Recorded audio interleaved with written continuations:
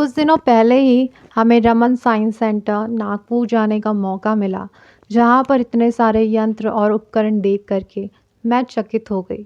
पर यही शायद विज्ञान प्रेमियों को काफ़ी रोमांचित लगे। ये स्मारकें जो मेरी समझ से बिल्कुल परे थी, पर फिर भी मैंने इन यंत्रों का अपने मनोरंजन के लिए भरपूर उपयोग किया।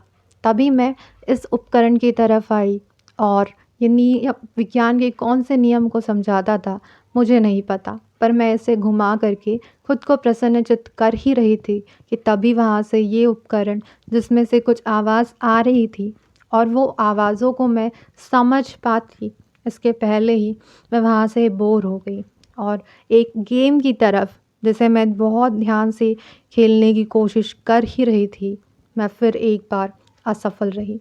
वहाँ से हार करके फिर मैं दूसरी तरफ प्रक्षेप्य गति के उपकरण जिसने मुझे कक्षा 12वीं के भौतिक विज्ञान की याद दिला दी और जिसे मैं काफ़ी अच्छे से करने का प्रयास कर ही रही थी, लेकिन फिर भी उसमें मैं फिर असफल रह गई।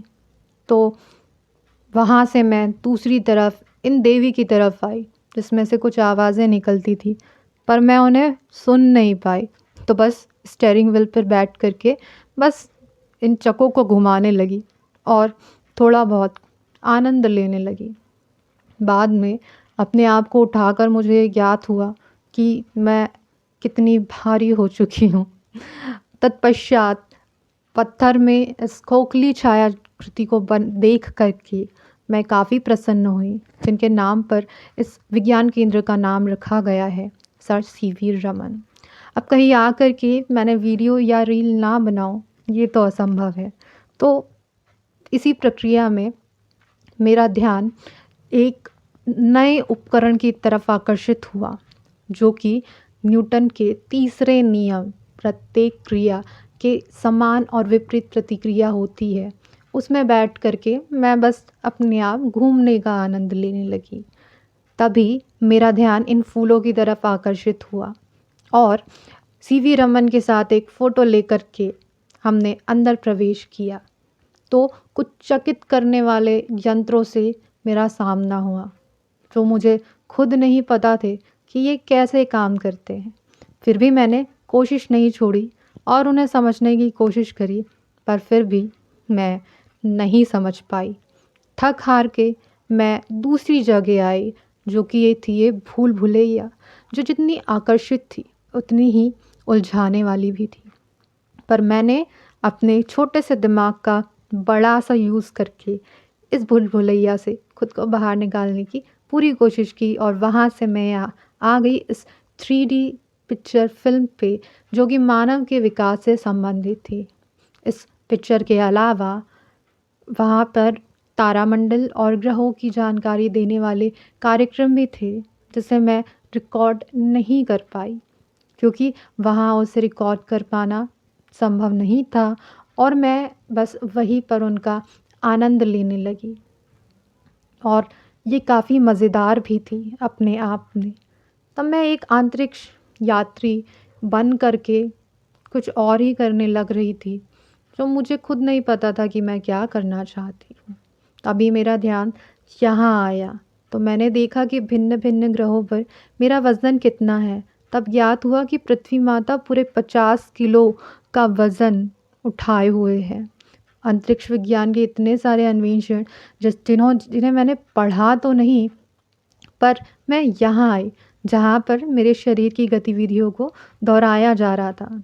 तो मैं भी भिन्न भिन्न मनोरंजन सी गतिविधियाँ करने लगी और गतिविधियों को करने के बाद में मैं यहाँ आ गई, जहाँ पर मैं एक समुद्र के सामने खड़ी हो गई, जो कि संवर्धित वास्तविकता अर्थात ऑग्यूमेंटेड रियलिटी का एक बहुत ही सुंदर सा उदाहरण अपने आप में प्रस्तुत करता था। तत्पश्चात ये यंत्र, जो कि दिल की धड़कनों को नापता था, यहाँ आई और शुरू में 184 बिट दिखा कर के ही इसने मेरी धड़कनों को और ज़्यादा तेज़ कर दिया। तभी वहाँ से मैं इस टूटे हुए दर्पण की ओर आई, जिसने मेरे दिल से ज़्यादा टुकड़े कर दिए और उस टूटे हुए दिल को लेकर के पैर से बजने वाले इस पियानो की तरफ मैं आई। तब मुझे काफ़ी मज़ा आया और मैं इसे मज़ा लेते-लेते इसमें बहुत आनंद लेने लगी, क्योंकि ये अपने आप में ही काफ़ी मज़ेदार था, जिसे आप खेलने के लिए पूरा उपयोग कर सकते हैं। और ये स्पिनिंग जेनी जिसने ब्रिटेन की औद्योगिक क्रांति को एक गति दी थी, मुझे कहीं न कहीं याद आ गया। उसके बाद ये टाइपराइटर और गुटेनबर्ग को याद करने के पश्चात पुरानी ट्रेन जो कि कोयले से चला करती थी, मैं उसका जायज़ा लेने पहुंची। तभी मुझे वहाँ से एक महाशय की फ़ोटो दिखी, जिन्होंने स्टीम इंजन का आविष्कार किया था। उसके बाद में मैं भारत के प्रसिद्ध वैज्ञानिकों से मिलने आ गई, जिन्होंने विज्ञान के क्षेत्र में अपना अद्भुत योगदान दिया है। और फिर ये महाशय ये महाशय जिनकी बदौलत आज हम टीवी जैसे उपकरण को देख पाते हैं, जो उस समय का काफ़ी बड़ा उदाहरण था। इन उपकरणों और हड्डियों को देखकर मैंने मेरे छोटे से दिमाग को कुछ बड़ा सोचने का कष्ट नहीं दे कर के मैं दूसरी तरफ आ गई और ये सोच में पड़ी कि चिकित्सा विज्ञान ने कितनी ज़्यादा उन्नति की हुई है, जिसे देखकर मैं फिर से प्रसन्न और रोमांचित हुई और इस सोच में डूब गई कि आज अगर इतनी उन्नति नहीं होती तो हम कहाँ होते।